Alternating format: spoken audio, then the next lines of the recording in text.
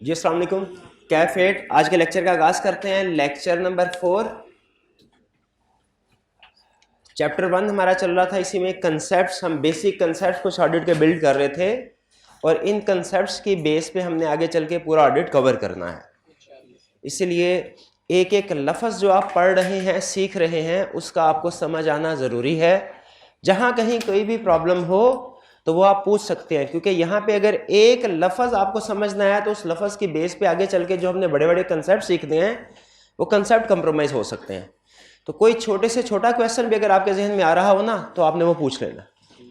Clear जी? अच्छा, सबसे पहले मुझे बता दीजिए, हाइब्रिड रूम नंबर 6 में आवाज़ मेरी ठीक आ रही है तो हाथ उठा दीजिए, शाबाश। रूम नंबर 4 में आवाज़ ठीक जा रही है तो हाथ उठा दीजिए, शाबाश। सबसे पहले प्रीवियस लेक्चर में से कोई क्वेश्चन पूछना चाहते हो तो पूछ लीजिए जी।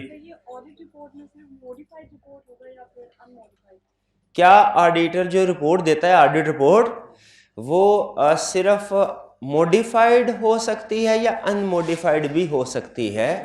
वो दोनों हो सकती है। वो अनमॉडिफाइड भी हो सकती है, वो मॉडिफाइड भी हो सकती है। अनमॉडिफाइड होगी तो उसमें ऑडिटर क्या लिखता है? अनमॉडिफाइड रिपोर्ट में financial statement give true and fair view. Modified हो तो क्या लिखता है? Financial statements do not give true and fair view. ठीक है, इन मटीरियल, शाबाश, इन मटीरियल रिस्पेक्ट। ठीक है, और कोई क्लियर हो गया जी क्वेश्चन? शाबाश। और कोई क्वेश्चन जी?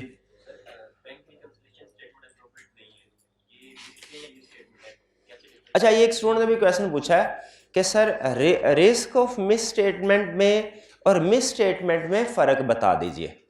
ठीक है, तो आप ही की एग्जांपल से मैं लेके चलता हूँ इसको, एक और एग्जांपल ऐड कर देता हूँ बताने के। जब रिस्क ऑफ मिस स्टेटमेंट और मिस स्टेट, देखिए जब हम ऑडिट कर रहे होते हैं ना तो कुछ सिचुएशंस हमारे सामने आती हैं जिनकी वजह से रिस्क इंक्रीज होता है।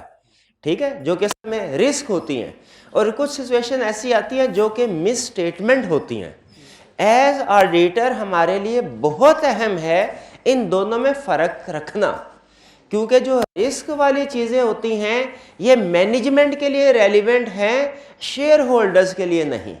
और जो मिस स्टेटमेंट वाली चीज़ें हैं ये शेयर होल्डर्स के लिए रेलिवेंट है। तो कहीं ऐसा ना हो कि कोई रिस्क हो और हम उसे रिपोर्ट में लिख दें। ठीक है, अगर ऐसा करेंगे तो हमारा असूल तो गलत हो जाएगा।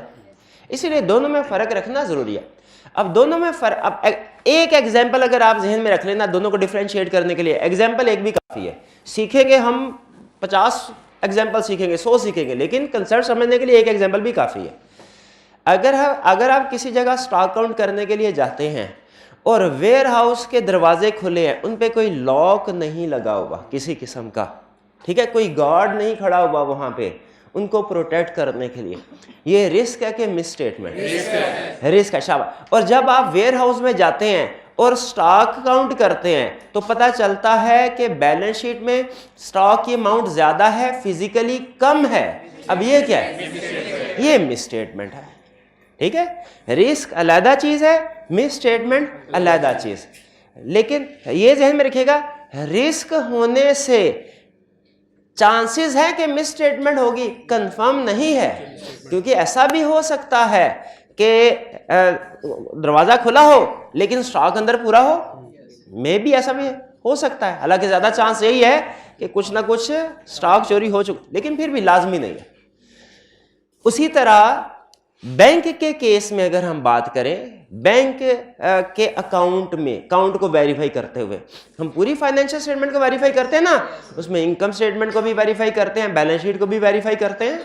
तो अगर बैंक को वेरीफाई कर रहे हो, उसमें बैंक रिकंसिलिएशन स्टेटमेंट प्रिपेयर कर अगर ना हो रही हो, हर महीने आप काउंटिंग में सीखते हैं ना, हर महीने BRS प्रिपेयर होनी चाहिए, अगर ना हो रही हो, हम कहते हैं ये गुड प्रैक्टिस नहीं है, ये अच्छी प्रैक्टिस नहीं है, आपका सिस्टम वीक है। इससे क्या होगा? रिस्क बढ़ जाएगा, रिस्क ऑफ मिस स्टेटमेंट बढ़ जाएगा। लेकिन क्या लाजमी है कि फाइनेंशियल स्टेटमेंट में कोई मिस स्टेटमेंट होगी? लाजमी नहीं है। वो तो अगर कोई डिफरेंस आया, वो हमारे क्लाइंट ने एडजस्ट नहीं किया हुआ, तब मिस स्टेटमेंट होगी। हो सकता है पूरे महीने में उसमें कोई ट्रांजैक्शन ही ना हो, या ट्रांजैक्शन शुरू के दिनों में हुई है जो कि एंड तक क्लियर हो चुकी है, एडजस्ट हो चुकी है। ठीक है, तो बैंक की एग्जांपल लें तो बैंक रिकंसिलिएशन स्टेटमेंट प्रिपेयर ना होना ये वीकनेस इन इंटरनल कंट्रोल है। ठीक है, इन्वेंट्री की एग्जांपल लें तो उसमें प्रॉपर लॉक सिस्टम ना होना, इन्वेंट्री का सिक्योर ना होना, ये वीकनेस इन इंटरनल कंट्रोल है। ठीक है, और मिस स्टेटमेंट क्या होगी, इन्वेंट्री गायब हो गई, ये मिस स्टेटमेंट है। बैंक चार्जेस थे बैंक स्टेटमेंट में, कैश बुक में रिकॉर्ड नहीं हुए, ये मिस स्टेटमेंट। ठीक है, तो बेसिक कंसेप्ट जो आज जिसके ऊपर आपने पक्के होना है ना वो ये कि रिस्क अलग चीज है, मिस स्टेटमेंट अलग चीज है। ठीक है, हमने अपनी ऑडिट रिपोर्ट में मिस स्टेटमेंट्स का जिक्र करते हैं और रिस्क का जिक्र कहां करते हैं, लेटर ऑफ वीकनेस में। शाबाश। और ये भी क्लियर कर दूं, याद आ गया, ये भी स्टूडेंट क्वेश्चन पूछते हैं कि ऑडिट रिपोर्ट में सिर्फ उन मिस स्टेटमेंट का जिक्र होगा जो कौन सी होंगी, मटेरियल अनकरेक्टेड। अगर मिस स्टेटमेंट करेक्ट हो जाए उसको ऑडिट रिपोर्ट में नहीं लिखते। क्लियर जी ये बात, शाबाश। और कोई क्वेश्चन, और कोई क्वेश्चन नहीं है। चलिए, आज का जो कंसेप्ट है, आज मैंने 2 कंसेप्ट सेलेक्ट किए हैं, लेकिन मे भी दोनों हम कवर ना कर सकें, इसलिए कि मैं खुद भी ये चाहता हूं कि हम स्टार्ट में थोड़ा स्लो चलें। अगर आपको समझ आ रही हो तो ठीक है, हम आगे चलते जाएंगे। जहां पे आपको लगे कि सर अब काफी हो गया, वहां पे मुझे बता दीजिएगा, वहीं पे मैं रुक जाऊंगा। आज हमने 2 कंसेप्ट स्टडी करने हैं। एक स्टडी करना है definition and elements of assurance engagement. ठीक है, डेफिनेशन, एलिमेंट, एश्योरेंस एंगेजमेंट। इसमें 3 लफ्ज अहम हैं, definition, elements of assurance. Assurance engagement का मतलब क्या है, आपको मैंने इनिशियली बताया ऑडिट को ही हम एक तरह से एश्योरेंस एंगेजमेंट कहते हैं। तो फिलहाल ऑडिट एंगेजमेंट ही एश्योरेंस एंगेजमेंट है। हम आज इसकी प्रॉपर डेफिनेशन स्टडी करेंगे, क्योंकि असूल है ना, किसी भी सब्जेक्ट को आप स्टार्ट करते हैं तो शुरू में उसका ओरिजिन, उसकी डेफिनेशन पढ़ते हैं। तो आज हम समझ लीजिए इस सब्जेक्ट की डेफिनेशन पढ़ेंगे, और फिर इस डेफिनेशन की एक्सप्लेनेशन को कहा जाता है एलिमेंट्स। इसी डेफिनेशन का फर्दर एनालिसिस करेंगे, इस डेफिनेशन को कुछ हिस्सों में तोड़ के उनका फर्दर एनालिसिस करेंगे, उसे हम कहते हैं एलिमेंट्स ऑफ एश्योरेंस एंगेजमेंट। तो डेफिनेशन पढ़ेंगे, एलिमेंट्स पढ़ेंगे, किसके, एश्योरेंस एंगेजमेंट। ये हमारा पहला कंसेप्ट। ठीक है, फिर इसके बाद एक कंसेप्ट आएगा लेवल ऑफ एश्योरेंस। एश्योरेंस के कितने लेवल्स हैं और उन लेवल में से एक लेवल एब्सोल्यूट एश्योरेंस कहलाता है। ये हम क्यों नहीं प्रोवाइड कर सकते। इसका मतलब यह हुआ, इस कंसेप्ट को पढ़ के ये जहन में आ रहा है कि लेवल ऑफ एश्योरेंस, इसका मतलब है एश्योरेंस के डिफरेंट लेवल्स होंगे। कौन से हैं ये नहीं पता, लेकिन डिफरेंट लेवल्स होंगे। उनमें से एक लेवल का नाम होगा एब्सोल्यूट एश्योरेंस। वो हम एज प्रैक्टिशनर प्रोवाइड नहीं कर सकते। इसका मतलब हुआ बाकी के प्रोवाइड कर सकते हैं, बाकी के प्रोवाइड कर सकते हैं। अब आगे फर्दर कितने लेवल है, उनका नाम क्या है, वो हम आज के लेक्चर में डिस्कस करेंगे। स्टार्ट करें जी। सबसे पहले हम पढ़ते हैं एश्योरेंस एंगेजमेंट की डेफिनेशन। एश्योरेंस एंगेजमेंट की, अच्छा पहले एक होती है, याद रखिएगा हमेशा एक चीज, अभी क्लियर कर दूं। एक कंसेप्ट होता है समझने समझाने वाला, एक कंसेप्ट होता है एग्जाम में लिखने वाला। दोनों कंसेप्ट फर्क, मतलब दोनों चीजें फर्क होती हैं। जैसे हम ऑडिट में अक्सर जब कोई नया कंसेप्ट आएगा ना, तो एक तो होगा कि जी हमारे जो सीनियर्स हैं, जो एक्सपर्ट हैं, उन्होंने बड़ी बड़ी किताबों में, स्टैंडर्ड्स में इसे किन अल्फाज में डिस्क्राइब किया है। जिस तरह आपके काउंटिंग स्टैंडर्ड्स होते हैं ना, काउंटिंग स्टैंडर्ड, उसी तरह हमारे ऑडिट के ऑडिटिंग स्टैंडर्ड्स भी होते हैं। अकाउंटिंग स्टैंडर्ड होते हैं, वो बड़ी बड़ी मोटी मोटी किताबें होती हैं, वो 2-3 IFRS बोलते हैं। हाँ बिल्कुल बिल्कुल, वो आपने देखी हुई है कभी? हाँ, क्योंकि अकाउंटिंग ओपन बुक एग्जाम है। ओपन बुक एग्जाम का मतलब क्या है? स्टैंडर्ड ले जा सकते हैं आप, ठीक है। ऑडिट याद रखिए कैफ लेवल पे ओपन बुक नहीं है, कैफ लेवल पे ऑडिट ओपन बुक नहीं है, सीफैप लेवल पे ओपन बुक है। इसीलिए कैफ लेवल पे आप कभी भी ऑडिटिंग स्टैंडर्ड्स नहीं देखेंगे। लेकिन इसका यह मतलब नहीं है कि दुनिया में ऑडिटिंग स्टैंडर्ड्स हैं ही नहीं, बिल्कुल है, बिल्कुल। अच्छा ये बताइए काउंटिंग स्टैंडर्ड्स में क्या लिखा हुआ है? काउंटिंग स्टैंडर्ड्स में क्या कि फाइनेंशियल स्टेटमेंट कैसे प्रिपेयर की जाए उसके असूल, ठीक है। उसमें जो डिफरेंट एरियाज के बारे में, फिक्स एसेट्स के ऊपर अलग स्टैंडर्ड है, इन्वेंट्री के ऊपर अलग स्टैंडर्ड है, डेफर्ड टैक्स के ऊपर अलग है, इंपेयरमेंट वगैरह वगैरह, इंटेंजिबल्स के ऊपर। अच्छा अकाउंटिंग स्टैंडर्ड्स, गौर से सुनिएगा, अकाउंटिंग स्टैंडर्ड्स में लिखा हुआ है फाइनेंशियल स्टेटमेंट कैसे प्रिपेयर होंगी। ऑडिटिंग स्टैंडर्ड में क्या लिखा होगा?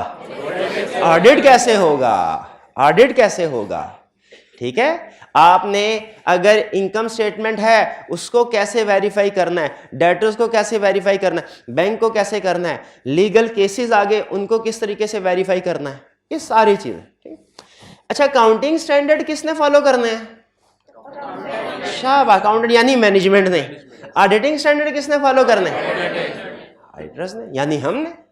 तो हमारे सीनियर, लेकिन ऑडिटिंग स्टैंडर्ड की लैंग्वेज जो है ना वो थोड़ी टफ है, उसमें मुश्किल अल्फाज यूज किए गए हैं। उसकी रीजन ये है कि ऑडिटिंग स्टैंडर्ड स्टूडेंट्स के लिए नहीं प्रैक्टिशनर्स के लिए बनाए गए हैं। अगर ऑडिटिंग स्टैंडर्ड्स वाले, अगर आपकी जो आईकैप वाली बुक है ना उसमें जो कंसेप्ट्स उसने कहीं पे कोई डेफिनेशन आती है ना तो वो उसने ऑडिटिंग स्टैंडर्ड्स वाले अल्फाज में लिखी हुई है और उसी में लिखनी चाहिए थी, लेकिन उन अल्फाज से आपको फौरी तौर पे कंसेप्ट समझ नहीं आता। तो हम क्या करेंगे, एक फर्क ये होगा आईकैप की बुक में और हमारे वाले मटेरियल में कि हम पहले उसको इजी वर्ड्स में समझेंगे और फिर उसको डिफिकल्ट वर्ड पे अपग्रेड करेंगे। हम ऑडिट में हमारा असूल क्या होगा, हर कंसेप्ट को पहले इजी वर्ड्स में समझेंगे और फिर उसके बाद अपग्रेड करेंगे उसको स्टैंडर्ड वाली लैंग्वेज में। इसमें आपने जिस चीज का ध्यान रखना है और आप नहीं रखेंगे अक्सर स्टूडेंट, वो ये कि समझने समझाने के लिए इजी वर्ड्स हैं लेकिन एग्जाम में लिए वो जो आपको टेक्निकल स्टैंडर्ड वाली वर्डिंग होगी, यानी जो आपको हमारे नोट्स में या आईकैप की बुक में लिखा हुआ याद वही करना, लिखना वही है एग्जाम में, समझने के लिए क्लास वाली वर्ड। अब स्टूडेंट पता क्या, जब टेस्ट चेक होता है ना तो वो लड़ने आ जाते हैं और टीए से कहते हैं ये क्यों गलत हो गया, वो कहता है ये सही नहीं लिखा आपने, सर ने तो यही क्लास में एग्जाम्पल दी थी, सर ने तो यही कहा था, सर ने तो क्लास में यही लफ्ज इस्तेमाल किया था। तो फिर वो टीए क्या बताता है उन्हें, भाई वो समझने समझाने वाले अल्फाज थे, जो आपने याद करना है वो लिखे हुए अल्फाज में। याद रखे जब वो हमसे कोई डेफिनेशन मांगता है ना, जब डेफिनेशन तो वो उन्हीं अल्फाज में लिखना जरूरी होता है जो स्टैंडर्ड के अल्फाज है। केस स्टडी आप अपने अल्फाज में लिख सकते हैं, सिंपल कंसेप्ट रिप्रोडक्शन के होना, सिंपल जो डेफिनेशंस वगैरह नहीं है वो भी आप अपने अल्फाज में लिख सकते हैं, लेकिन जो डेफिनेशंस होती हैं उनका असूल क्या होता है, एज इट इज लिखना, ठीक है। डेफिनेशन को एज इट इज लिखेंगे, बाकी केस स्टडी तो हमेशा आपके अपने अल्फाज में होगी ना, वो तो आपके अपने अल्फाज होंगे। रिप्रोडक्शन के क्वेश्चन में भी आप अपने अल्फाज यूज कर सकते हैं, लेकिन कुछ जगहों पे आपको स्टैंडर्ड वर्डिंग जैसे डेफिनेशन है, या इसी तरह जैसे हेडिंग्स होती हैं, हेडिंग्स होती हैं ना उनको भी हम नहीं छेड़ते। हाँ, हेडिंग की एक्सप्लेनेशन आप अपनी मर्जी से लिख सकते हैं। तो उसी तरह अब ये है स्टैंडर्ड वाली लैंग्वेज, मैं आपके सामने पहले शेयर कर रहा हूं। इजी एश्योरेंस एंगेजमेंट का मतलब क्या है, शाबाश, वेरिफिकेशन करना, ठीक है। एश्योरेंस एंगेजमेंट मींस वेरिफिकेशन, ठीक है। यानी इसमें क्या होता है, इसमें ऑडिटर फाइनेंशियल स्टेटमेंट्स को वेरीफाई करता है, जो मैनेजमेंट ने बनाई होती हैं उनको वेरीफाई करता है और शेयर होल्डर्स को रिपोर्ट दे देता है। एश्योरेंस एंगेजमेंट क्या होती है, ऐसी एंगेजमेंट है जिसमें ऑडिटर फाइनेंशियल स्टेटमेंट्स की वेरिफिकेशन करता है जो मैनेजमेंट ने बनाई होती हैं और उन फाइनेंशियल स्टेटमेंट्स पे रिपोर्ट देता है, किसको, शेयर होल्डर्स को, ठीक है। अच्छा मुझे ये बताइए, छोटा सा कंसेप्ट है, अब मैंने अगर प्रिंसिपल साहब को एप्लीकेशन देनी हो, ठीक है, कि सर कल मैं एक क्लास में लेट पहुंचूंगा, ठीक है, ये एप्लीकेशन देनी हो, और एप्लीकेशन लिख के मैं स्टूडेंट्स को जब भाई प्रिंसिपल साहब को दो, एप्लीकेशन चली गई, प्रिंसिपल साहब ने एप्लीकेशन पढ़ी, किसी ने पूछा सर ये किसकी तरफ से एप्लीकेशन आई है, किसने दी एप्लीकेशन, वो क्या कहेंगे, टीचर ने दी, वो ये नहीं कहेंगे स्टूडेंट दे के गया, क्यों स्टूडेंट नहीं दे के गया, हाँ हाँ लिखी किसने है, मैंने, टीचर ने, किसके लिए लिखी है, उन तक पहुंचाने के लिए, अगर इनको इस्तेमाल कर लिया तो इसका ये फर्क मतलब थोड़ी है कि इन्होंने बनाई है एप्लीकेशन या इनकी तरफ से।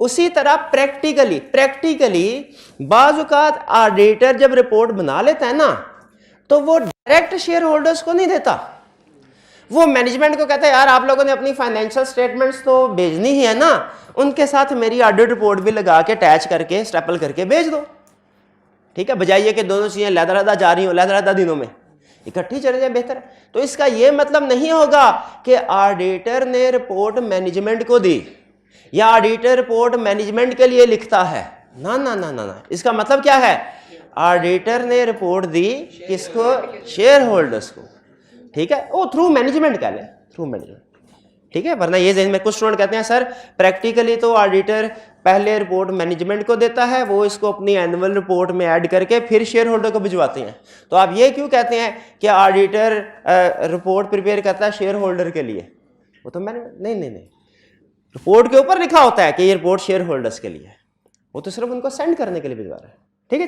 तो अभी हम स्टडी कर रहे हैं एश्योरेंस एंगेजमेंट की डेफिनेशन, बेसिक कंसेप्ट हमें समझ आ गया, बेसिक कंसेप्ट क्या है, एश्योरेंस एंगेजमेंट वेरिफिकेशन है फाइनेंशियल स्टेटमेंट्स की, जिसमें ऑडिटर फाइनेंशियल स्टेटमेंट को चेक करने के बाद रिपोर्ट देता है शेयर होल्डर्स को, ठीक है। अब देखते हैं इसको टेक्निकल वर्ड्स में स्टैंडर्ड कैसे बोलता है, क्या कहता है, कहता है assurance engagement means an engagement in which a practitioner, assurance engagement means an engagement in which a practitioner obtains evidence about evaluation of a subject matter against suitable criteria and expresses his conclusion to enhance the confidence of intended users other than responsible party. यहां पे खत्म हो गई assurance engagement की definition. क्या, assurance engagement means an engagement in which a practitioner obtains evidence about valuation of a subject matter against suitable criteria and expresses his conclusion to enhance the confidence of intended users other than responsible party. जी अब बताएं, कुछ समझ आई आपको? समझ आई? वैसे normally समझ आती नहीं होती क्योंकि ये टेक्निकल वर्ड्स हैं, टेक्निकल वर्ड्स हैं। इसमें मैं सिर्फ ये चाह रहा था, आपको पढ़ाने का मकसद ये था कि आप इसके कुछ वर्ड्स के साथ फेमिलियर हो जाएं, ठीक है, समझ मतलब समझना आया और फिर भी वर्ड्स के साथ फेमिलियर हो जाएं। तो आप कुछ वर्ड्स के साथ फेमिलियर हो गए होंगे। अब हम इसको समझने के लिए क्या करते हैं, इस डेफिनेशन के कुछ हिस्से करते हैं, इसको तोड़ते हैं। हर हिस्से को लहदा समझेंगे, जब सारे हिस्से समझ आ जाएंगे ना, उसके बाद डेफिनेशन समझ आ जाएगी। तो इस डेफिनेशन के 5 हिस्से किए जाते हैं। इस डेफिनेशन को 5 हिस्सों में तोड़ा जाता है। जब हम पूरी डेफिनेशन, चूंकि मुश्किल है समझना, हम इसके हिस्से डिवाइड एंड रूल वो कंसेप्ट अप्लाई करेंगे। इस डेफिनेशन को 5 हिस्सों में डिवाइड करेंगे, हर एक को लहदा समझेंगे, कंसेप्ट आसान हो जाएगा। तो इसके जब हमने 5 हिस्से किए तो वो हिस्से हुए, पहला 3 पार्टी रिलेशनशिप, दूसरा सब्जेक्ट मैटर, फिर सूटेबल क्राइटेरिया, फिर एविडेंस, फिर रिटन एश्योरेंस रिपोर्ट। अगर आप थोड़ा सा गौर करेंगे तो ये सारे अल्फाज डायरेक्टली या इनडायरेक्टली इस डेफिनेशन में यूज हुए हैं। अब इन अल्फाज को समझना असल में अहम काम है, ठीक है, इन अल्फाज को समझना।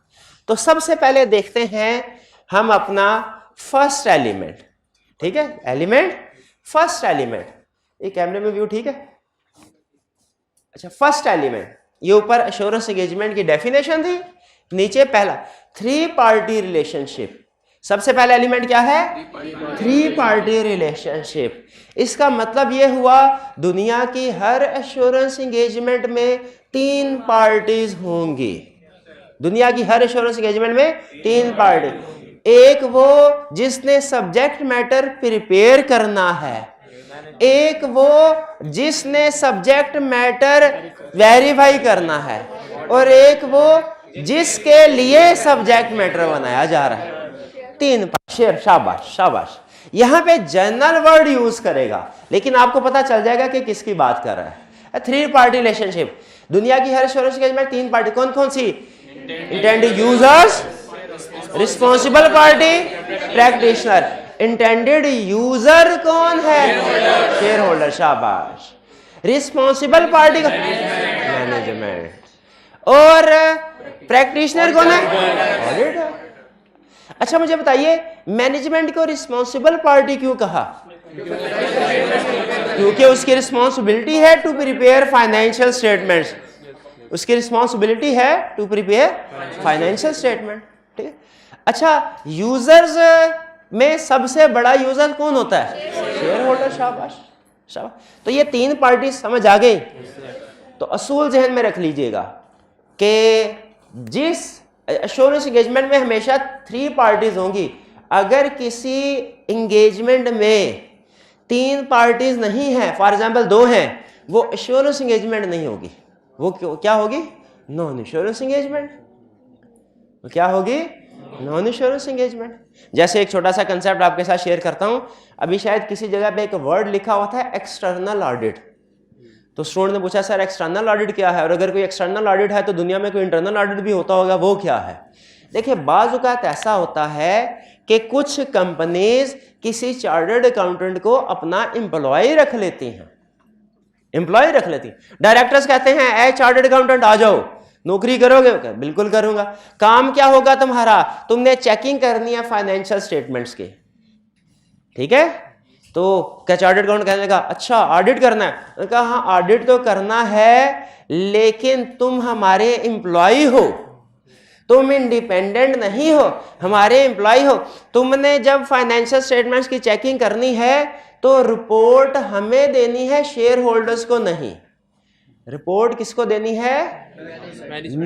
मैं डायरेक्टर्स को देनी है, शेयर होल्डर्स को रिपोर्ट नहीं देनी। अब मुझे बताइए, काम सारे वही कर रहा है, सिर्फ एक फर्क है, सिर्फ एक फर्क है, वो एक एम्प्लॉय है और एक इंडिपेंडेंट, काम सारे वही। तो क्या ये ऑडिटर नहीं है? ये भी एक तरह से ऑडिटर ही है, लेकिन ऐसे एम्प्लॉय को हम डिफरेंशिएट करने के लिए इंटरनल ऑडिट कहते हैं, इंटरनल ऑडिटर कहते हैं। और वो जो एम्प्लॉय नहीं होता वो क्या है? एक्सटर्नल ऑडिटर, ठीक है? External auditor. तो याद रखिए, इंटरनल ऑडिटर में 3 पार्टी रहती नहीं, 2 पार्टी हो जाती हैं, एक डायरेक्टर और एक प्रैक्टिशनर। तो वो नॉन एश्योरेंस एंगेजमेंट है, internal audit non assurance engagement है। तो अगर कोई चार्टर्ड अकाउंटेंट क्लाइंट का एम्प्लॉय बन के वही सारे काम करेगा तो हम उसे क्या कहेंगे? Internal auditor. और अगर वो एम्प्लॉय नहीं होगा, इंडिपेंडेंट होगा, उसे क्या कहेंगे? External audit. मैं इसको थोड़ा 22 पे कर दीजिए, एक्सटर्नल ऑडिट कहेंगे। क्लियर होगी यह बात? चलिए आगे अच्छा, अब आगे चल के एक एडवांस टॉपिक है, उसमें आपसे पूछेगा डिफरेंस बताइए इंटरनल ऑडिट और एक्सटर्नल ऑडिट का। तो आपने 2-3 पॉइंट्स तो भी बता सकते हैं। पहला पॉइंट, इंटरनल ऑडिटर इंडिपेंडेंट नहीं है, एक्सटर्नल ऑडिटर इंडिपेंडेंट है। पहला पॉइंट ठीक हो गया। दूसरा पॉइंट, इंटरनल ऑडिटर को पॉइंट करते हैं डायरेक्टर, शाबाश। एक्सटर्नल ऑडिटर को पॉइंट शेयर होल्डर। तीसरा पॉइंट कोई बताएगा? शाबाश। इंटरनल ऑडिटर जो अपनी रिपोर्ट अगर कोई बनाता है वो डायरेक्टर को देता है, और एक्सटर्नल ऑडिटर जो रिपोर्ट बनाता, बेहतरीन, एक इंतहाई टेक्निकल कंसेप्ट आपने समझ लिया। है, तो नीचे लिख ले internal auditor versus external auditor, ये समझ आ गया हमें, ठीक है। अब चलते हैं, ये हो गया है 3 पार्टी रिलेशनशिप, क्लियर हो गया। आगे चलते हैं, सब्जेक्ट मैटर। सब्जेक्ट मैटर क्या है? हाँ, अच्छा, अब मेरा दिल कर रहा है कि मैं थोड़ा डिटेल में आपको समझाऊं, वो ना तसल्ली, हाँ, फीलिंग नहीं आती फिर। तो हम आज सिर्फ लर्निंग ऑब्जेक्टिव 2 ही पढ़ेंगे, ठीक है, लेकिन पढ़ेंगे ऐसे कि कंसेप्ट ऐसे बिल्ड हो स्ट्रॉन्ग, वर्ल्ड ट्रेड सेंटर भी बिल्ड करना पड़े तो हम बिल्ड कर लें, ठीक है। अब ये आपने एग्जाम्पल्स वगैरह क्लास में जो मैं दे रहा हूं वो भी समझनी है, घर जाके खुद से भी सोचनी है एग्जाम्पल्स, ठीक है, घर जाके खुद से भी सोच। अगर सब्जेक्ट मैटर, सब्जेक्ट मैटर किसको कहते हैं? सब्जेक्ट मैटर कहते हैं उस चीज को, गौर से सुनिएगा, उस चीज को जिसको प्रैक्टिशनर ने वेरीफाई करना है, वो इंफॉर्मेशन जिसको प्रैक्टिशनर ने वेरीफाई करना है उसे कहते हैं सब्जेक्ट मैटर, ठीक है। सब्जेक्ट मैटर बहुत सी तरह का हो सकता है, सब्जेक्ट मैटर बहुत सी तरह। अब ये छोटी सी डायग्राम आपके सामने रख रहा हूं, खास तौर पे इसको नोट कर लें, ये कैफ में भी काम आएगी और सी फैब में भी काम आएगी, ठीक है, खास तौर पे नोट कर लें। कंसेप्ट बड़ा सिंपल है। सब्जेक्ट मैटर क्या होता है? सब्जेक्ट मैटर उस इंफॉर्मेशन को कहते हैं जिसको प्रैक्टिशनर ने वेरीफाई करना है। सब्जेक्ट मैटर की बहुत सी टाइप्स हो सकते हैं, जैसे सब्जेक्ट मैटर फाइनेंशियल भी हो सकता है, सब्जेक्ट मैटर नॉन फाइनेंशियल भी हो सकता है। सब्जेक्ट मैटर फाइनेंशियल भी हो सकता है, नॉन फाइनेंशियल भी हो सकता है। जैसे फर्ज कीजिए मैं ये कहता हूं मेरी से पर मंथ सैलरी 1,20,000 रुपया है? अगर मैं ये कहता हूं, ये फाइनेंशियल इंफॉर्मेशन है कि नॉन फाइनेंशियल? Financial information. और अगर ये भाईजान, क्या प्रैक्टिशनर इस चीज को चेक कर सकता है कि वाकई ही ये इंफॉर्मेशन ठीक है कि गलत? बिल्कुल कर सकता है। अच्छा, कैसे करेगा उस तरफ मैं नहीं जा रहा, जाहिर है वो उसकी सैलरी स्लिप देख लेगा। यहां एक और भी है प्रोसीजर, वो उसकी बैंक स्टेटमेंट देख लेगा, उससे भी पता चल जाएगा। यहां एक और भी प्रोसीजर है, एम्प्लॉयर से पूछ लेगा। शाबाश। यहां एक और भी प्रोसीजर है, उसकी टैक्स रिटर्न देख लेगा, ठीक है।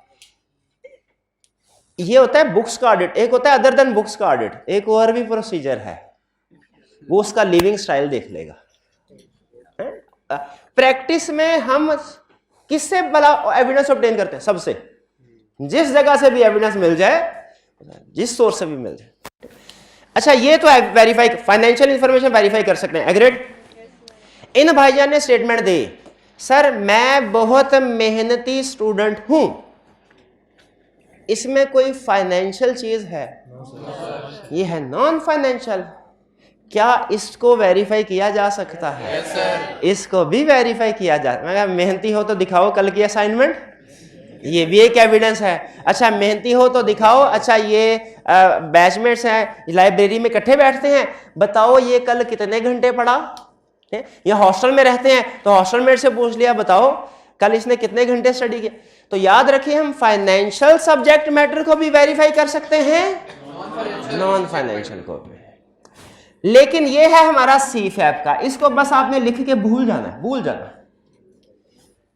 फाइनेंशियल में चलते हैं आगे। फाइनेंशियल में 2 तरह के सब्जेक्ट मैटर हो सकते हैं, एक हिस्टोरिकल और एक है प्रोस्पेक्टिव। ठीक है, फ्यूचर का भी लिख सकते हैं, लेकिन मैं वो टर्म वो लिखवा रहा हूं जो आपके आगे प्रोफेशन में यूज होंगी। प्रोस्पेक्टिव। हिस्टोरिकल कौन सी है? फाइनेंशियल इंफॉर्मेशन जो पास्ट की होती है। प्रोस्पेक्टिव कौन सी है? फ्यूचर की। ठीक है। आप अकाउंटिंग में जितनी भी फाइनेंशियल स्टेटमेंट आपने इंट्रो में FR1 में FR2 में बनाई है या बनाएंगे, सारी की सारी हिस्टोरिकल।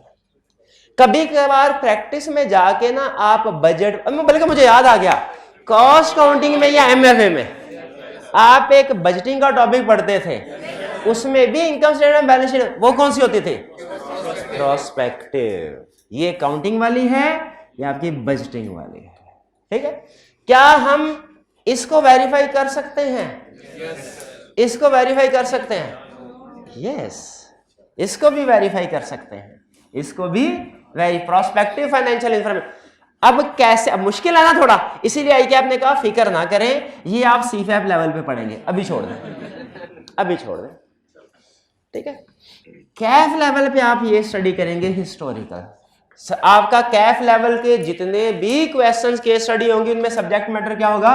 Historical financial. अच्छा, अब हिस्टोरिकल फाइनेंशियल स्टेटमेंट को हम चेक कर सकते हैं। इसको भी चेक करने के दो तरीके हैं, दो तरीके हैं।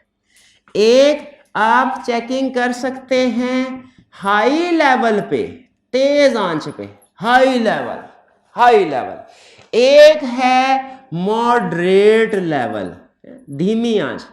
High level, moderate level, moderate level.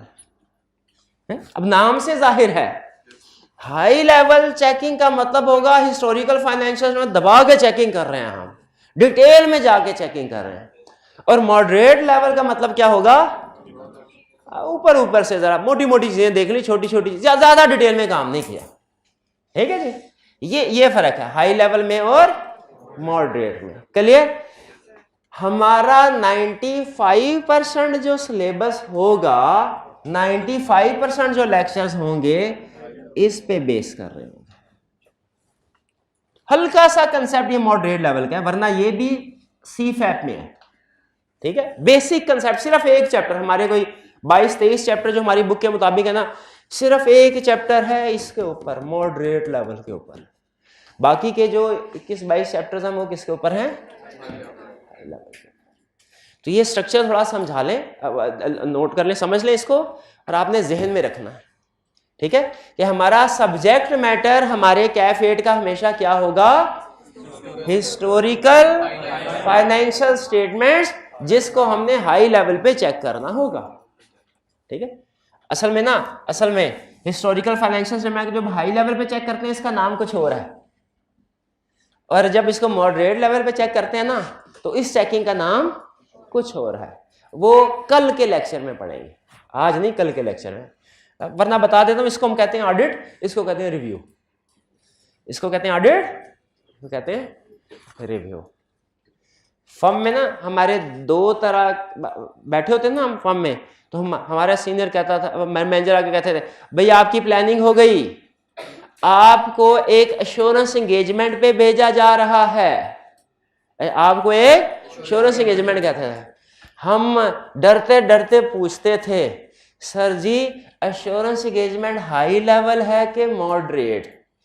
एक जवाब आता था तो हम खुश हो जाते थे, मॉडरेट पे, क्योंकि इसमें काम कम करना पड़ता था।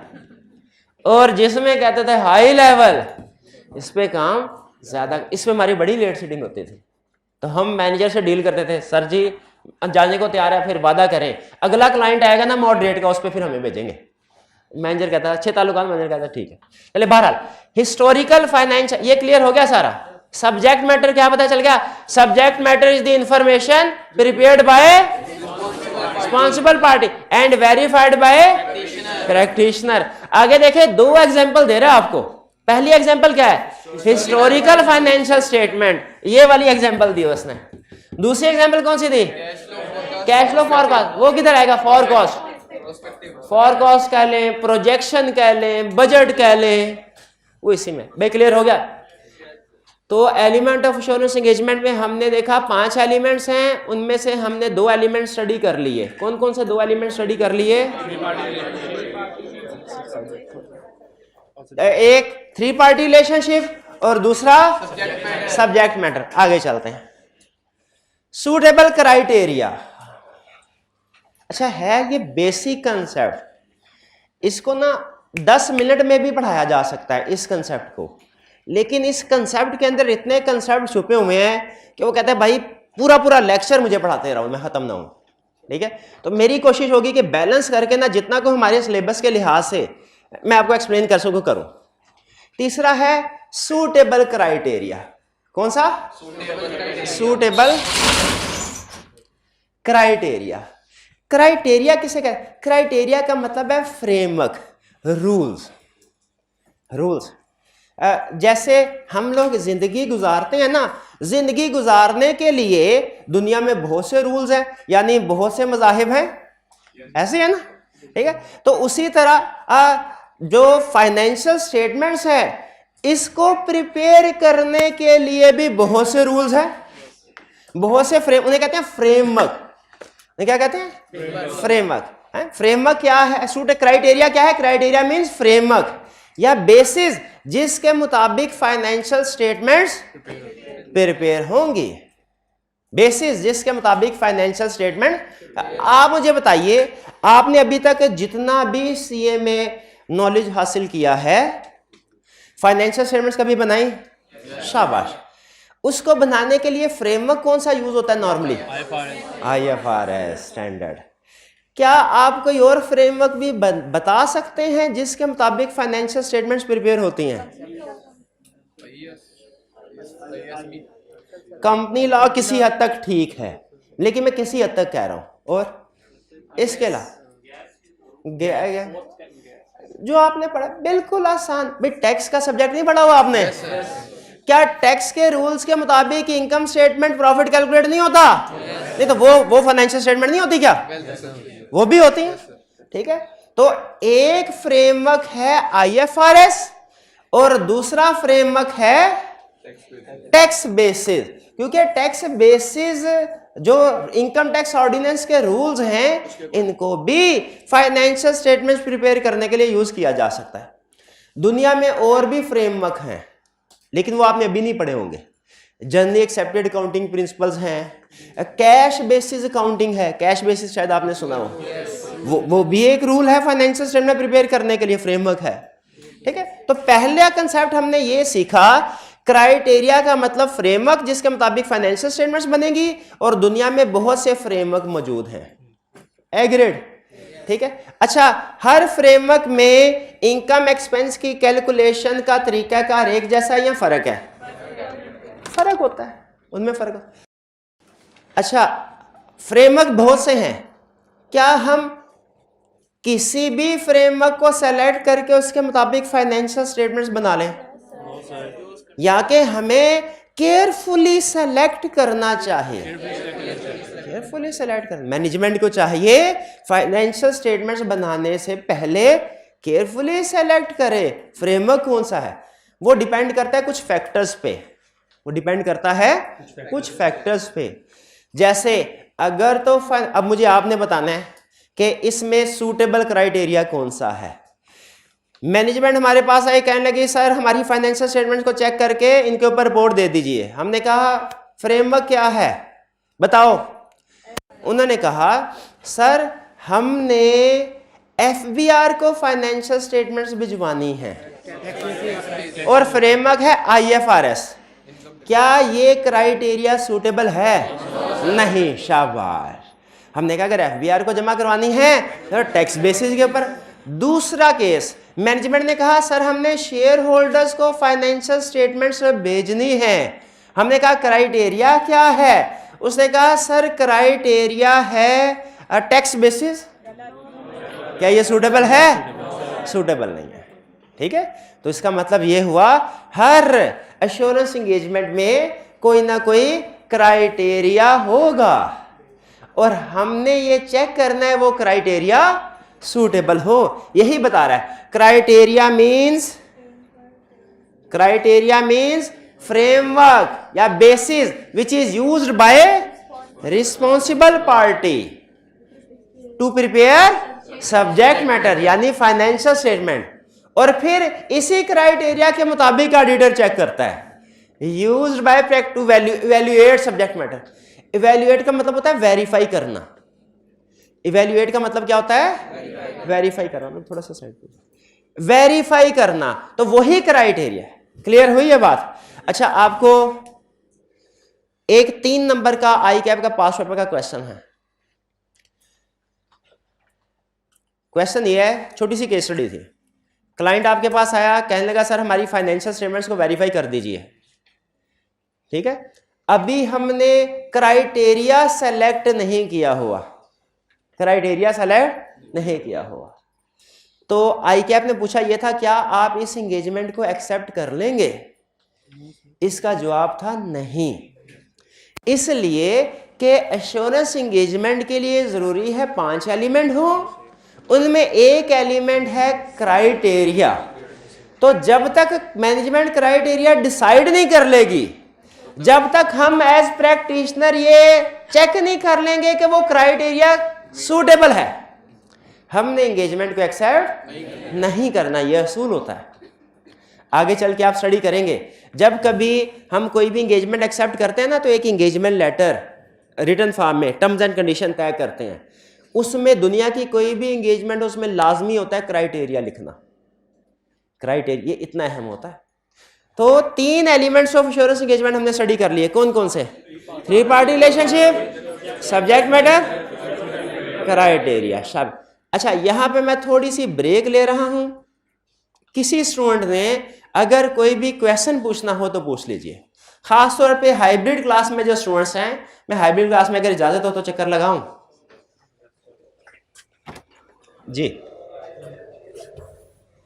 जी, कोई क्वेश्चन पूछना चाहते हो तो पूछ लीजिए। भी समझ आ रहा है? पक्की बात। तो कौन कौन से हुए elements? 3 party relationship, subject matter, suitable criteria. सारी बातें समझ आ गई।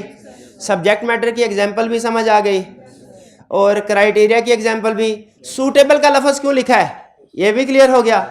चलिए अब आगे चलते हैं। नेक्स्ट है मेरा और आई कैप का फेवरेट एलिमेंट।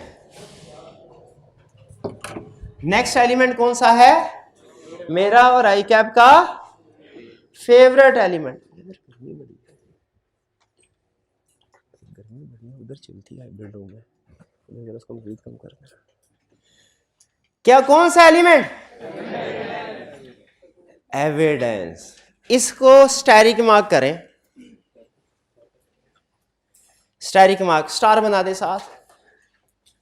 शुरू में स्टार बनाए, फिर एंड में स्टार बनाए, 2 स्टार हो गए ना, 2 स्टार। बाकी आप समझ ही गए होंगे। एविडेंस। एविडेंस क्या है? एविडेंस है, देखें, हर प्रोफेशनल कोई भी स्टेटमेंट देता है ना, तो वो तहकीक किए बगैर नहीं देता है। वो कोई ना कोई चेकिंग किए बगैर वो स्टेटमेंट नहीं देता। ठीक है, अगर कोई स्टेटमेंट आपके पास आई, आपने इसको चेक किए बगैर आगे फॉरवर्ड कर दिया, इसका मतलब आप ट्रू प्रोफेशनल नहीं है। True professional. अब देखें, मेरे पास अगर किसी स्टूडेंट के वालिदैन आते हैं, कहते हैं सर आपके पास अपना बच्चा भेजा हमने हैं, उसका कैरियर जो है आप पे डिपेंडेंट है, आपने उसकी असेसमेंट की होगी, ज़रा हमें बताइए कि ये आई कैप के एग्ज़ाम में पास हो सकता है कि नहीं।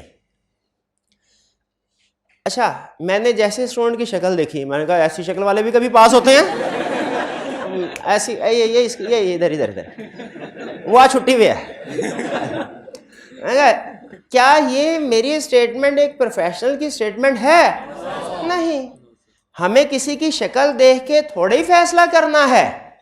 ठीक है, हमारे पास क्या होना चाहिए? एविडेंस होना चाहिए।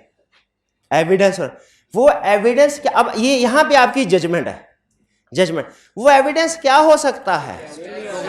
वो उसका प्रोग्रेस रिकॉर्ड, शाबाश, उसकी अटेंडेंस, असाइनमेंट, शाबाश, टेस्ट, बिल्कुल ठीक है। मैं देखा सारे क्लियर थे, मैंने स्टेटमेंट दे दी, मैंने कहा सर गारंटी कोई नहीं है, लेकिन मेरा ख्याल है कि ये स्टूडेंट पास हो जाएगा। अच्छा, दूसरे स्टूडेंट के वालिदैन आए, ठीक है, उन्होंने कहा सर आप बताइए। अब मैंने कहा कि ये स्टूडेंट शक्ल देखते कि मैं कह दूं कि ये पास हो सकता है या फेल हो सकता है? नहीं, शक्ल देख के हम नहीं कहते, हमारे पास तो एविडेंस होना चाहिए। ठीक है, अब वो स्टूडेंट है, मैं क्या शक्ल देख के कह दूं ये तो फेल होने वाला नहीं, एविडेंस होना चाहिए। अब इसका एविडेंस निकाला, उसने टेस्ट नहीं दिए थे, कहीं दिए थे तो उनमें फेल था, अटेंडेंस उसकी कम थी, क्लास में पार्टिसिपेशन नहीं थी, क्वेश्चन नहीं पूछता था, होम असाइनमेंट नहीं करता था। ठीक है, अच्छा होम असाइनमेंट से याद आ गया, अब ये कंसेप्ट से हट के बता रहा हूँ। आपको डेली होम असाइनमेंट दी जाती है ना, आइंदा भी दी जाएगी, वो डेली चेक भी हुआ करेगी क्लास के स्टार्ट से पहले के 5 मिनट। यानी अगर क्लास का टाइम 9 बजे है ना, तो 8:05 पे टीम आ जाएगी, सॉरी 55 मिनट, सॉरी 8:55 पे टीम आ जाएगी और आपकी असाइनमेंट की चेकिंग करेगी। ठीक है, उसका फिर वो रिकॉर्ड वगैरह रखते हैं, और जो वीकली सारे वीक में जिस स्टूडेंट ने असाइनमेंट की हो ना, उसको फिर हम प्राइज भी देते हैं। ठीक है, मेहनत करता है ना, है जो मेहनत करे तो उसको इनाम भी तो मिलना चाहिए, तो उसको इनाम भी मिलेगा। कल से हम ये प्रैक्टिस स्टार्ट, कल से कर रहे हैं स्टार्ट, कल से ये प्रैक्टिस स्टार्ट कर रहे हैं। यानी आज जो आपको होम असाइनमेंट लर्निंग ऑब्जेक्टिव 2 का एक क्वेश्चन दिया गया है ना, ये कल चेक होगा। अच्छा अब वापिस आते हैं, तो हमारे पास एविडेंस, उसने हमने देखा असाइनमेंट वगैरह नहीं की हुई थी, तो हमने क्या कहा कि सर कंफर्म नहीं है, लेकिन हमारे ख्याल में इसका पास होना मुश्किल है। ठीक है, ये हम जो भी स्टेटमेंट दे, मैं एज टीचर जो भी, मैं अगर किसी बच्चे के बारे में पास होने की स्टेटमेंट दे रहा हूं, मेरे पास इसकी सपोर्ट में भी कुछ ना कुछ वर्किंग, कुछ ना कुछ सबूत होने चाहिए, वो एविडेंस कहलाता है। और अगर मैं कहूं कि कोई स्टूडेंट फेल हो सकता है, इसकी सपोर्ट में भी कुछ ना कोई एविडेंस होना चाहिए, वो कोई इंफॉर्मेशन होनी चाहिए, कोई रिकॉर्ड होना चाहिए, वो एविडेंस कहलाता है। अच्छा मुझे बताइए कि जज एक प्रोफेशनल है क्या? वो भी एक प्रैक्टिशनर है, उसका भी प्रोफेशनल है। वो अगर किसी के बारे में फैसला करता है कि इसको सजा दे देनी चाहिए, क्या उसके पास भी एविडेंस होता है कि नहीं? और आपने नोट किया होगा, वो नॉर्मली फैसला करते हुए हर फैसले के शुरू में ये बात कहते हैं, तमाम सबूतों और गवाहों के बयानात की रोशनी में अदालत इस, तो वो जो सबूतों और गवाहों के बयानात होते हैं वो क्या है? मुझे बताइए, एक जज के लिए अपना कंक्लूजन देने से पहले एविडेंस होना जरूरी है, एक प्रैक्टिशनर के लिए भी अपना कंक्लूजन देने से पहले एविडेंस होना चाहिए कि नहीं? बिल्कुल होना चाहिए। और ये जहन में रखिएगा, आप कुछ भी कह रहे हो, अगर आप ये कह रहे हैं ना कि फाइनेंशियल स्टेटमेंट्स ठीक हैं, इसका भी एविडेंस होना चाहिए। और अगर आप कह रहे हैं फाइनेंशियल स्टेटमेंट्स गलत हैं, इसका भी एविडेंस होना चाहिए। इसका स्टैंडर्ड में एक लाइन नहीं लिखी, हमारे सीनियर थे वो एक लाइन बोलते थे एविडेंस की, वो क्या अच्छी लगे तो नोट कर लीजिएगा वरना छोड़ दीजिएगा। कहते थे what ever is reported, what ever is reported should be supported, what ever is reported. आप रिपोर्ट में जो भी कह रहे हैं ना, आपके पास उसकी सपोर्ट में कोई ना कोई एविडेंस होना चाहिए। आप रिपोर्ट में कह रहे हैं फाइनेंशियल स्टेटमेंट्स ठीक हैं, तो इसका भी एविडेंस होना चाहिए। आप रिपोर्ट में कह रहे हैं फाइनेंशियल स्टेटमेंट्स गलत हैं, इसका भी एविडेंस होना चाहिए। अब अगले 15 मिनट हमने इस एविडेंस की प्रैक्टिस करनी है। क्या कह रहा है? कह रहा है evidence is the information used by practitioner in arriving at conclusion on which his report is based। यानी अपनी रिपोर्ट में जो वो कंक्लूजन दे रहा है वो अनमोडिफाइड है, मॉडिफाइड है, उस कंक्लूजन तक पहुंचने के लिए जो भी इंफॉर्मेशन यूज की उसे क्या कहेंगे? एविडेंस कहेंगे। अब एविडेंस आई कैप का फेवरेट टॉपिक है टेस्टिंग के लिए, और चूंकि आई कैप का फेवरेट है तो हमारा भी फेवरेट होना चाहिए। ठीक है, आई कैप आपकी डिफरेंट अकाउंटिंग की ट्रांजैक्शंस का एविडेंस एक्सपेक्ट करता है कि आपको पता हो क्या है। देखिए एविडेंस ऑब्टेन करना है, अगली बात क्या कह रहा है? Evidence should be sufficient and appropriate. Evidence should be sufficient and appropriate. ठीक है, ये सफिशिएंट एंड एप्रोप्रिएट, इसका मतलब बेसिक कंसेप्ट बता रहा हूं, इसका मतलब यह है कि जब फाइनेंशियल स्टेटमेंट को चेक करना है ना, तो ऐसा ना हो सेल्स को चेक कर लें परचेजेस को चेक ही ना करें।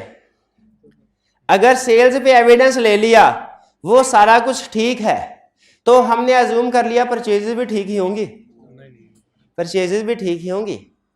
क्या ये अजम्पशन हमें लेनी चाहिए? नहीं, ये अजम्पशन, अगर आप इसके अजम्पशन के मुताबिक काम करते हैं तो उसका मतलब आपका एविडेंस सफिशिएंट एप्रोप्रिएट नहीं है। एविडेंस सफिशिएंट एप्रोप्रिएट कब होगा? जब आपने सारी फाइनेंशियल स्टेटमेंट्स के हर एलिमेंट को वेरीफाई कर लिया होगा। आप अकाउंटिंग में उसे क्या बोलते हैं? लाइन आइटम बोलते हैं, लाइन आइटम। हाँ, आपने फाइनेंशियल स्टेटमेंट की हर लाइन आइटम को वेरीफाई कर लिया। वैसे अकाउंटिंग में से लाइन आइटम बोलते हैं ना, ऑडिट में से बोलते हैं area, area, area of financial statement.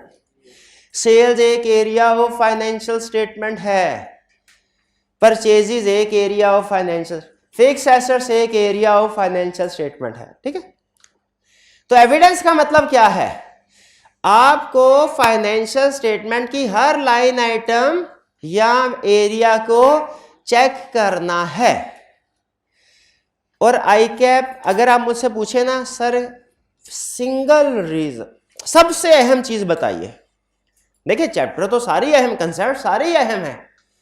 I cap Kaif 8 के स्टूडेंट से क्या एक्सपेक्ट करता है कि इसके पास सबसे अहम स्किल कौन सी होनी चाहिए? वो है एविडेंस, एविडेंस। अच्छा, एक चीज और सुन लें, अगर ये आपके चीज पास और फेल में डिफरेंशिएटिंग फैक्टर हो सकती है।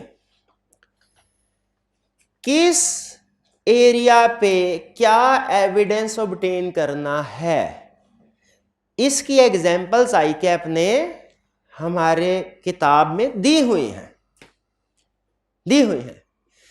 लेकिन आई कैप कहता है वो सिर्फ एग्जाम्पल्स हैं, ये ना समझेगा मैं हमेशा क्वेश्चन उन्हीं में से टेस्ट करूंगा। ठीक है, वो एग्जाम्पल, तो आपने अपने अंदर जजमेंट अप्लाई, आपको जजमेंट अप्लाई करने के काबिल होना चाहिए कि किसी भी सिचुएशन में क्या एविडेंस ऑब्टेन करना है आपको पता हो। जैसे फर्ज कीजिए आप में से किसी के पास कोई, मैं ये, अच्छा मेरे पास दो ऑप्शन है। पहली ऑप्शन है इजी साइड पे लेके जाऊं, क्या मैं कह दूं भाई ये एरिया है, इस चैप्टर में ये उसके आगे एविडेंस लिखा हुआ है, क्या ऑब्टेन करना है, इसको पढ़ लें, इसको पढ़ लें। इसमें आपकी जिंदगी भी आसान, मेरी भी आसान। लेकिन आई कैप की केस स्टडी शायद अटेम्प्ट नहीं कर सकेंगे। और आपको पता है अल्टीमेट ऑब्जेक्टिव हमारा जिंदगी आसान करना नहीं है, एक दूसरे की पेपर पास का। इसीलिए मैं चाहता हूं कि आप में जजमेंट अप्लाई हो। कोई अनसीन केस स्टडी आ जाए ना, आप उसको अटेम्प्ट करने के काबिल हो। ठीक है, तो अब आपने सोचना कैसे है, ये सिर्फ आज के दिन नहीं सोचना, ये आपने हर रोज कोई ना कोई एक एग्जाम्पल इस तरीके से सोचनी है जो तरीका मैं आपको बताने जा रहा हूं। अकाउंटिंग की किताब ओपन कर लें कोई भी, पहले इंट्रोडक्शन टू अकाउंटिंग की किताब, या आपके जहन में हो गई, उसमें फाइनेंशियल स्टेटमेंट्स बनाते थे, इनकम स्टेटमेंट, बैलेंस शीट होती थी। उसमें कोई एक एरिया बता दें,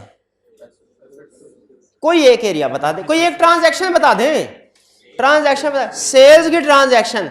आपने सोचना है क्या फाइनेंशियल स्टेटमेंट्स में सेल्स की ट्रांजैक्शन होती है? हाँ, फाइनेंशियल स्टेटमेंट में सेल की ट्रांजैक्शन होती है।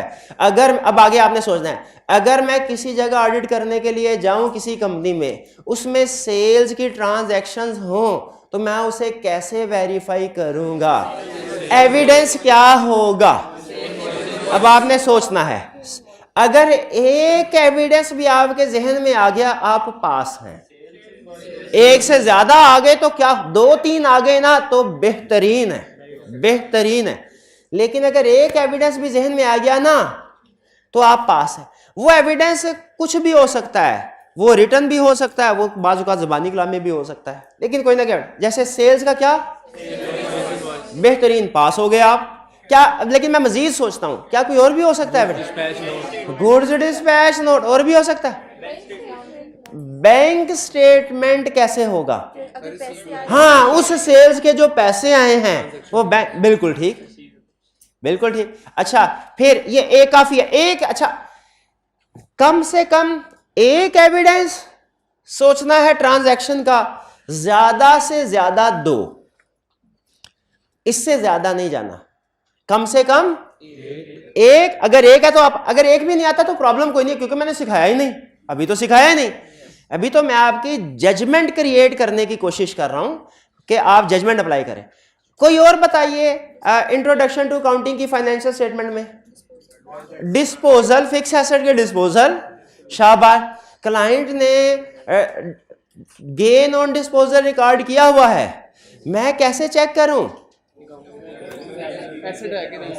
पहला मैं हाँ देख लूं कि एसेट जो है उसे लिस्ट ऑफ एसेट से निकाल दिया कि नहीं, हाँ निकाल दिया कि नहीं, और फिजिकल में देख लूं कि वो मौजूद है कि नहीं। नहीं होना चाहिए, नहीं होना चाहिए, क्योंकि हाँ, और फिर देख लूं, रिकैलकुलेट कर लूं कि उसकी डेप्रिसिएशन डिस्पोजल अकाउंट में ठीक रिकॉर्ड की गई है, जो कैश रिसीव हुआ है वो बैंक स्टेटमेंट में आ गया। ये तो 2-3 बता दिया आपने, बेहतरीन हो गया। अच्छा, अब फिर सोचे कोई और फाइनेंशियल स्टेटमेंट में ट्रांजैक्शन हो, ये सारा एविडेंस है जो आप कलेक्ट कर रहे हैं। अच्छा बताइए, अगर फाइनेंशियल स्टेटमेंट में इलेक्ट्रिसिटी एक्सपेंस है, उसका एविडेंस क्या होगा? Electricity bills. पेरोल एक्सपेंस है, एक एक एविडेंस बताते जाए, उसका पेरोल एक्सपेंस रिगार्ड, उसका एविडेंस क्या होगा? सैलरी जो डिस्ट्रीब्यूट की गई हैं वो एम्प्लॉय से कुछ ना कुछ साइन करवाए गए होंगे, वो है, शाबाश। हाँ, इसके अलावा अब डेटर्स हैं, क्लाइंट ने डेटर्स रिकॉर्ड किए हुए हैं, कैसे वेरीफाई कर सकते हैं कि डेटर्स हैं? सेल इनवॉइसेस चेक करके, क्योंकि अच्छा इसका मतलब है सेल इनवॉइस हमारे सेल्स में भी काम आ जाती हैं, डेटर में भी काम आ जाती हैं। अच्छा, एक और, आपने कभी अकाउंट स्टेटमेंट्स का नाम सुना है कि डेटर क्रेडिटर एक दूसरे को मंथली अकाउंट स्टेटमेंट भेजते हैं? मंथली काम या बैंक, चलो ठीक है उसको छोड़े, गोली मारे, कोई बात नहीं। सेल इनवॉइस, क्रेडिटर्स को क्या क्या क्या एविडेंस होगा? परचेज इनवॉइस, शाबाश। अच्छा, इन परचेज ऑर्डर भी, ये तो 2 हो गए, बेहतरीन बेहतरीन, नहीं ज्यादा नहीं सोचना। इन्वेंट्री का क्या एविडेंस होगा? फिजिकल काउंट, शाबाश, फिजिकल काउंट, बिल्कुल ठीक। तो आप क्या इन 2-4 एग्जाम्पल से, बाकी आप खुद भी सोच लीजिएगा, अब आइंदा जब कभी आप काउंटिंग का क्वेश्चन कर रहे हो ना, उसमें क्वेश्चन जब कर लें उसके बाद आप चेक करते हैं क्वेश्चन ठीक है कि नहीं। अगर ठीक हो तो अगले क्वेश्चन पे जाने से पहले आपने सोचना है इस क्वेश्चन में जो जो लाइन आइटम्स आ रही हैं, अकाउंटेंट का काम तो कर लिया, अब ऑडिटर का काम भी कर लूं, अगर मुझे उसको वेरीफाई करना पड़े तो मैं कौन सा एविडेंस हासिल करूंगा? ज्यादा नहीं, सिर्फ एक सोच लें।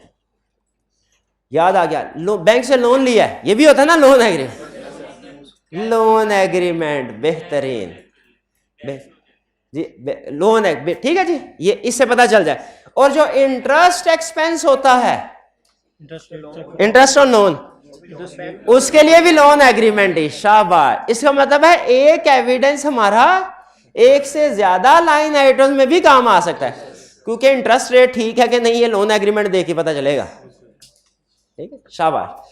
तो याद रखिए, अकाउंटिंग की हर लाइन आइटम का कोई ना कोई एविडेंस लाजमी होता है, और मैं ये चाहता हूं आप ये खुद से सोचना शुरू कर दें।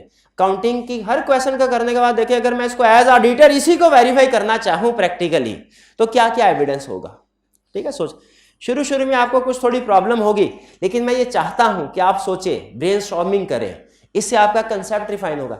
देखिए, जो केस स्टडी आई कैप ने पास पेपर में करवा वो तो हम कर ही लेंगे, लेकिन मैं आज चाहता हूं आई कैप पूरा पेपर अगर ऐसा बना देना जो आज से पहले उसने कभी भी नहीं टेस्ट किया हुआ, स्टिल हम में इतनी प्रोफेशनल जजमेंट हो कि हम उसको आसानी से कर लें, लेकिन वो आपकी हेल्प से ही आप इस लेवल पे पहुंचेंगे। और आपकी हेल्प क्या होगी?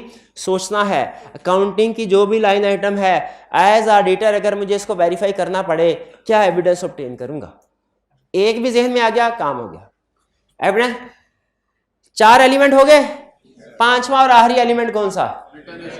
Return assurance report. क्या कह रहा है ये? इट इज ए रिपोर्ट जो किस फॉर्म में है? Written form. इसका मतलब ऑडिट रिपोर्ट कभी ज़बानी कलामी नहीं होगी, हमेशा रिटन फॉर्म में होगी। और ये स्टैंडर्ड फॉर्मेट है। ऐसा नहीं है कि ये ऑडिटर बैठे हैं, इन्होंने अपनी रिपोर्ट का फॉर्मेट कुछ और कर दिया, इन्होंने अपनी रिपोर्ट का ऐसा नहीं है। स्टैंडर्ड फॉर्मेट है जो हमें ऑडिटिंग स्टैंडर्ड्स ने दिया हुआ है, हमने उस स्टैंडर्ड फॉर्मेट के ऊपर रिपोर्ट। ठीक है। बात का ने और डॉक्टर के पास गए, उसने कहा ये टेस्ट करवा के लाओ, टेस्ट करवा के लाके उसके पास पहुंचे, वो कहता भाई ये कहाँ से टेस्ट करवा लाए हो? आपने हमारी ही लेबोरेटरी जो साथ है उससे टेस्ट करवाना था। हमने कहा सर जी वो दूर से सस्ता पड़ रहा था, उधर से करवा लाए हैं। नहीं करवाना है, ये पता नहीं इसने क्या चीज लिखी है, किधर लिखी है, मुझे समझ नहीं आ रही। अपना फॉर्मेट, ये डॉक्टर क्यों, दो रीजन हो सकती हैं इसकी। जो दूसरी रीजन होती है ना वो ये हो सकती है कि चूंकि उनका अपना एक स्टैंडर्डाइज फॉर्मेट होता है, तो उन्हें पता है कि किस किस डब्बे में कौन कौन सी इंफॉर्मेशन है, वो फौरी तौर पे उधर जाके उस अहम वाली चीज को देख लेंगे।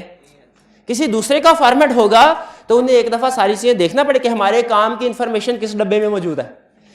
तो इसलिए ऑडिट रिपोर्ट के अंदर बहुत सिर्फ ये ऑडिटर ने ये नहीं लिखा होता कि फाइनेंशियल में ठीक है गलत, और भी बड़ी चीजें लिखी होती हैं। ऑडिट रिपोर्ट के अंदर कुछ और भी पैराग्राफ होते हैं, तो उनका स्टैंडर्डाइज होना जरूरी था ताकि यूजर्स को पता चल जाए मैंने अगर ये चीज देखनी है तो किधर जाना पड़ेगा, ये चीज देखनी है तो किधर जाना पड़ेगा। इसीलिए जो हम ऑडिटर रिपोर्ट लिखते हैं वो रिपोर्ट क्या होती है? स्टैंडर्डाइज, यानी ISAs में दी हुई है उन्होंने। और लोकल लॉज बाज़ औक़ात कुछ चेंजेस करवा देते हैं उसमें। पाकिस्तान में जो रिपोर्ट यूज होती है ना, जो स्टैट्यूटरी ऑडिट में, वो ISAs वाली होती है, उसमें सिर्फ 4 चीजों का इजाफा लोकल लॉ ने किया है, इजाफा किया। तो स्टैंडर्डाइज फॉर्मेट है उसमें। और तो बहुत सी चीजें होती है, सबसे अहम चीज क्या होती है? ऑडिटर का सबसे अहम चीज ऑडिटर का कंक्लूजन क्या? हाँ शाबाश, कि financial statements give true and fair view या financial statements do not give true and fair view. It is provided by practitioner to intended user. ठीक है। अच्छा, बाद में कहीं आप मुझे ये ना कहते सर आपने गलत पढ़ा दिया है, इसके आगे लिखना चाहे ब्रैकेट में तो लिख सकते हैं थ्रू मैनेजमेंट। थ्रू मैनेजमेंट है, होती शेयर होल्डर के लिए है। वो मैनेजमेंट कहता है भाई अपनी फाइनेंशियल में भेजने हो साथ ही लगा देना, मैं क्या लगा भेजूं। ये थे हमारे 5 एलिमेंट ऑफ एश्योरेंस एंगेजमेंट। कौन कौन से? 3 party relationship, subject matter, suitable criteria, evidence, written assurance report. अब मुझे बताइए एक एक एलिमेंट आपको एग्जाम्पल के साथ समझ आ गया? चलिए शाबाश। अच्छा, एंड पे क्या लाइन लिखी हुई है? If any of above element is missing, engagement will be called non-assurance engagement.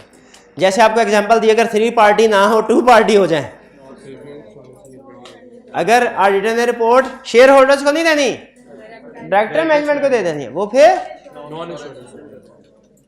Clear. अच्छा, अब जब 5 एलिमेंट क्लियर होगी तो दोबारा जरा डेफिनेशन की तरफ आते हैं और देखते हैं अब हमें ये डेफिनेशन समझ आई है कि नहीं आई। ये कह रहा है एन एंगेजमेंट, एश्योरेंस एंगेजमेंट कौन सी है? ऐसी engagement in which a practitioner यानी ऑडिटर, ऐसी एंगेजमेंट जिसमें ऑडिटर क्या करता है? एविडेंस ऑब्टेन करता है। ठीक है, एविडेंस ऑब्टेन करता है। किस लिए? क्योंकि उसने वैल्यूएट करना है, वेरीफाई करना है। किसको? सब्जेक्ट मैटर को, यानी फाइनेंशियल स्टेटमेंट्स को। क्या चेक करना है? अगेंस्ट सूटेबल क्राइटेरिया, कि वो IFRS के मुताबिक है कि नहीं। अगेंस्ट सूटेबल क्राइटेरिया का मतलब क्या है? कि वो सब्जेक्ट मैटर IFRS के मुताबिक है कि नहीं। एंड एक्सप्रेसेस हिज कंक्लूजन, और फिर ये एविडेंस ऑब्टेन करने के बाद उसने अपना कंक्लूजन देना है, फाइनेंशियल स्टेटमेंट ठीक है कि नहीं। हाँ, वो कंक्लूजन रिटर्न फॉर्म में। कंक्लूजन टू इनहेंस, किस लिए कंक्लूजन देना है? ताकि कॉन्फिडेंस इन किसका? यानी शेयर होल्डर का। अदर देन रिस्पॉन्सिबल पार्टी, यानी कह रहा है इंटेंडेड कॉन्फिडेंस इनहेंस होगा इंटेंडेड यूजर्स का, रिस्पॉन्सिबल पार्टी का नहीं। वो मैनेजमेंट, उनका कॉन्फिडेंस पहले ही इनहेंस्ड होता है। वो कहता है सर हमने तो फाइनेंशियल स्टेटमेंट में हमारा तो कॉन्फिडेंस, जिनको एतबार नहीं हम पे उनका कॉन्फिडेंस एनहेंस करे ना, हमारा तो पहले ही एनहेंस्ड है। एश्योरेंस एंगेजमेंट की डेफिनेशन समझ आ गई आपको? चलिए आज घर जाके आपने क्या करना है, डेफिनेशन को याद करना है, एलिमेंट्स को। आईकैप रिप्रोडक्शन के क्वेश्चन में आपसे कोई एक या दो एलिमेंट्स दे के कह सकता है कि इसको एक्सप्लेन करें।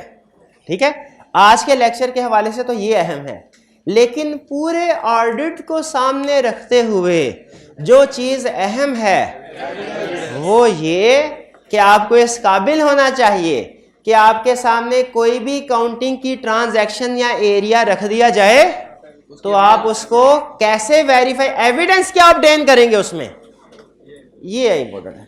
और ये मैं आपको हालांकि सिखाया नहीं, लेकिन हल्का हल्का दूसरे तीसरे हर टेस्ट में तकरीबन कोई ना कोई एक क्वेश्चन मैं ये लाजमी सिखाया नहीं हालांकि आपको, लेकिन कोई ना कोई एक क्वेश्चन ऐसा जरूर टेस्ट करूंगा जिसमें आपको कोई सिचुएशन दे के आपसे पूछूंगा बताओ इस सिचुएशन में क्या एविडेंस ऑब्टेन करोगे। ठीक है, लेकिन आपसे बहुत ज्यादा प्रोसीजर रिक्वायर्ड नहीं होंगे। आईकैप तो कहता है मुझे 5 6 7 प्रोसीजर दो, 5 6 7, हम कहेंगे नहीं 2 दे दो, 3 दे दो, बस काफी है, 2 3 इससे 2 बल्कि मैक्सिमम 2। क्लियर हो गई ये बात? चलिए आज के लेक्चर में से कोई क्वेश्चन पूछना चाहते हो तो पूछ लें। नहीं, चलिए आज फिर हमारा लर्निंग ऑब्जेक्टिव 2 है। असाइनमेंट में एक क्वेश्चन है, असाइनमेंट आपने रिटन फॉर्म में करके आनी है और कल चेक भी होगी। लेक्चर यहाँ में खत्म करते हैं। अल्लाह हाफ़िज़।